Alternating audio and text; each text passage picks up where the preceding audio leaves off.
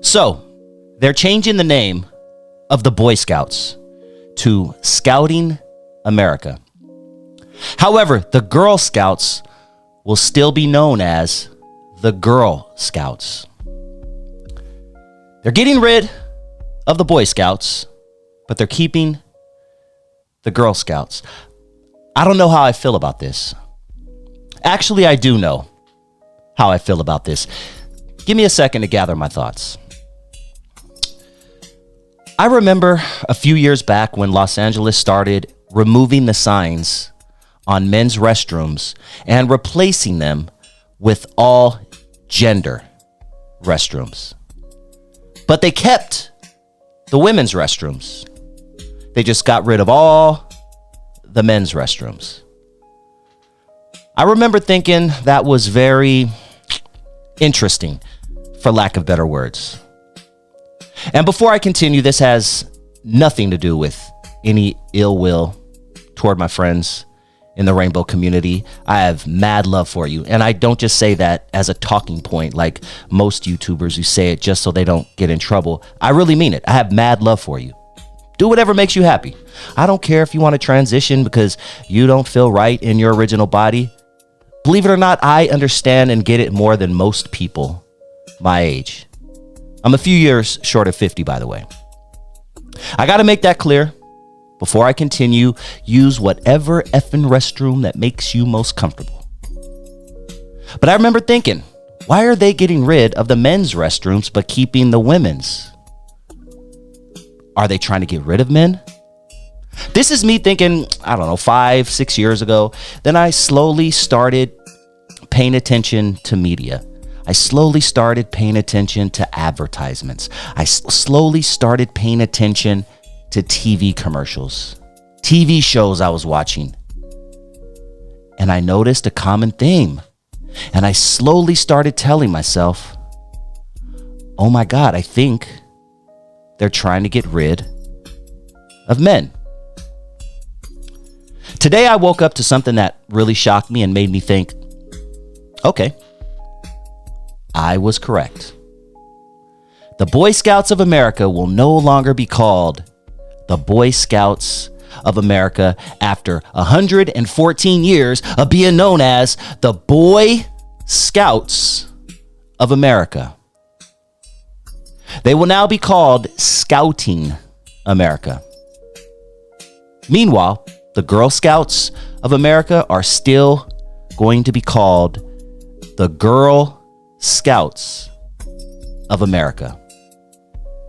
If you have children, boys specifically, I would love your opinion on this. Please comment down below, but keep it respectful because I will delete any disrespectful comments. Do you think America is trying to get rid of men and boys? Am I tripping? Let me know. The Boy Scouts of America will no longer be called the Boy Scouts of America after 114 years of being known as the Boy Scouts of America. They will now be called Scouting America. Well, one of the oldest organizations in America is getting a new name. The Boy Scouts of America say it's time for a change. After 114 years, the Boy Scouts of America is turning into Scouting America. It reflects our inclusive mission. We want everybody, all children, regardless of their gender, to be part of our program, and we want them to join us. I think it needed to happen for a long time, and it provides a huge sense of inclusion, and it gives girls and boys both the opportunity to explore the outdoors, learn leadership skills, and it shows that there's no limit. But not everyone is cheering. Some believe the name change is an attempt by the national leaders to hide decades of turmoil and scandal. The group's $2.4 billion bankruptcy reorganization plan took effect last year. That plan allowed the Scouts to keep operating while compensating more than 80,000 men who say they were used as children while scouting. This is just them trying to fresh their name and have a prettier wrapper. Man, I'm trying to keep up.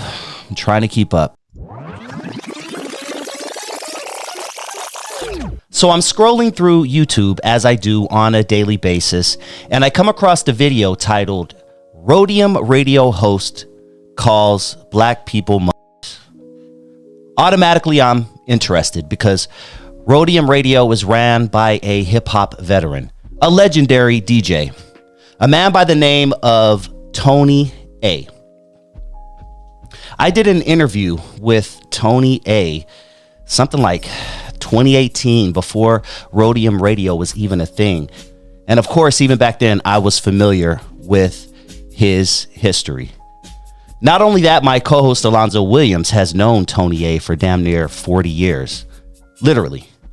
So when I saw this title, I was like, nah, Tony A wouldn't say something like that. I'm subscribed to Rhodium Radio, but I don't listen to it too much these days, honestly, unless I see he has a guest on that I'm interested in, which he definitely does from time to time. In fact, I just listened to his interview with MC8 about a month or so ago. Great interview, by the way. Go check it out on Rhodium Radio on YouTube.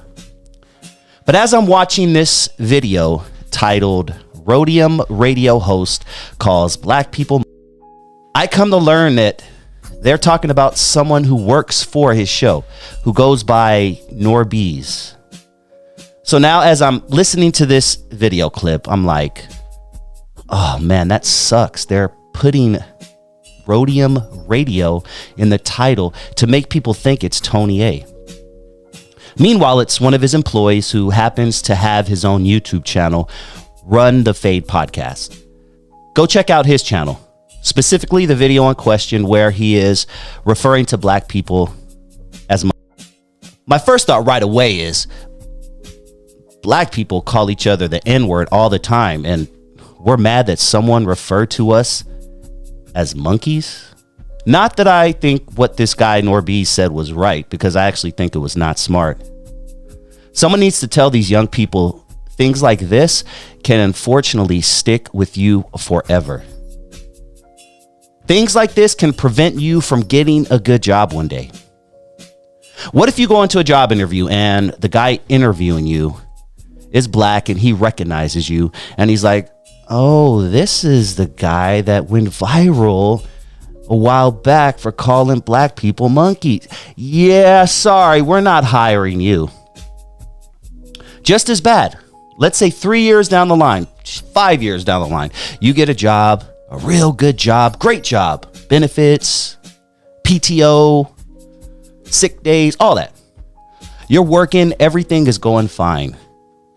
Then one day you get pulled into HR and on their computer screen is you from 5 years ago referring to black people as monkeys. It also sucks that now Rhodium Radio has a black eye for this. Tony A is probably going to have to do some damage control over this. It may affect his revenue. It may get him canceled. Not cool, in my opinion. But see, when it comes to content, this is why I work alone. This is why I choose very carefully who I do business with, who I share my screen with, who I let represent my brand. I think this guy Norbeez knew as he was saying it that it would go viral. It's real easy to go viral, guys. Like, it's really, you think it's hard to go, it's really easy nowadays to go viral. But I think he wanted to go viral. You got what you wished for, young man. Dear black people who are upset at this, let's work on not calling each other the N-word and claiming it's a term of endearment. It's a horrible word. Before we start getting mad at other groups for calling us monkeys. Just a suggestion. The N-word is a horrible word, has horrible origins, but we use it as a term of endearment. You know what that does? It subliminally lets other groups think that they can disrespect us when they want to. It's okay, guys. They call each other nigger anyway. See what I'm trying to say? A couple of days ago, I posted a video titled Podcaster Calls Black No Jumper Employees Monkeys. This video was based on a podcaster named Norbeez from Run the Fade podcast. The link to the original video is in the description. This video was in response to his apology he sent out yesterday, and I put apology in quotes. Bro said, "I'm sorry for calling black people monkeys." Then in the same breath, he said my video was taken out of context. The video was edited. Edited or not, did you not call black people monkeys? Several times. Edited or not. Now let's talk about apologies. I think we're all old enough and mature enough to know what a sincere apology sounds like. If someone in real life came up to me and said, "I apologize," then they went on for 27 more minutes giving excuses on what they did and why they did it and how they said it and how they didn't say it, I wouldn't accept their apology in real life. So I for sure can't accept an apology like this on YouTube. This dude did a 28-minute apology video. It should have only been 28 seconds, in my opinion. I'm pretty sure I can speak for most of the black community when I say, you can shove that apology up your butt, dog. Respectfully. And I only say respectfully because you do work for a man I respect. You do work for a man who has done lots for the hip hop culture. But that's about where my respect lies for you right now. This dude, Norbeez, was laughing throughout his so-called apology, just giggling and making jokes. Dude even said, "I support Black Lives Matter." What the F does that have to do with anything? You support Black Lives Matter? Who cares? I remember when I was coming up, the common phrase racist people would use is, "I'm not racist. Some of my best friends are black." Sounds about what this guy is trying to say with his Black Lives Matter comment. Most black people don't even support Black Lives Matter. So you trying to appeal to us by telling us that you support Black Lives Matter means zero in regards to your apology. And once again, I put apology in quotes because that was no apology in my opinion. That was just you making more excuses for what you did. The guy says he's leaving the video up to teach himself a lesson on what not to do in the future. No, he's leaving the video up because it's semi-viral and he knows it's going to gain more audience. That's why he's keeping it up, in my humble opinion. But my opinion is just like his apology. At the end of the day, it means nothing. On another note, we as people of color, we gotta hold other groups accountable when they disrespect us. Not only that, we gotta stop disrespecting ourselves by calling each other the N-word. What this does is make other groups think they have the right to call us things like monkeys, like this podcaster from Run the Fade did. I'm sorry, but I respectfully do not accept your apology. I just got off the phone with Gil, aka American Cholo. That's my dog, so I had to check in on him, see if he's good. I'm not going to go into the details of our phone conversation because, frankly, that's none of your business, but my dude sounded cool as a cucumber. We discussed the obvious, the viral situation that happened this week, and I want to share my thoughts on it with you. As you probably heard, Gil had an altercation with another podcaster who came to his place of business to, quote, talk. This led to this podcaster walking away busted up. Like busted up. Bussin'. I don't want this to sound like I'm picking on this podcaster named Norbeez while he's down. This is just my advice to people out there who would think about doing something like Norbeez did. I didn't know anything about Norbeez 3 days ago. Now he's everywhere. And if you ask me, I think that's what he wanted. I've been doing this YouTube and podcasting thing way too long. And I could tell right off the bat when someone is in this just to go viral. And I've told you all before, and I'll tell you again, going viral is overrated. But some people see going viral as their way to get in the door. I'm a marathon guy, so I'm in it for the long haul. But a lot of YouTubers and podcasters want that instant gratification, that quick money, those quick views. Most of those people don't end up making it too long in the YouTube space. I've been on YouTube consistently for about 4 or 5 years now, and I've seen many come and go. I've also noticed a lot of YouTubers get into the game because they have a personal vendetta against another YouTuber. So they create their whole channel to go after that person. Their whole channel, or most of it, are reactions to the YouTuber they dislike. In some cases, despise. If there's anyone out there who is thinking of starting a YouTube channel for these reasons, I, as an elder in the game, strongly discourage and ask you not to go down that road. It can end really bad. YouTubers have actually died from beefing with other YouTubers. Back in the day, it was, oh, it's just the internet. I'll never see these people in real life. Nowadays, with so many people becoming content creators and everyone being connected in some weird 6 degrees of Kevin Bacon way, your odds of running into your enemy are pretty high. A lot of people give Norbeez props for standing on his own and going to American Cholo's studio to confront him.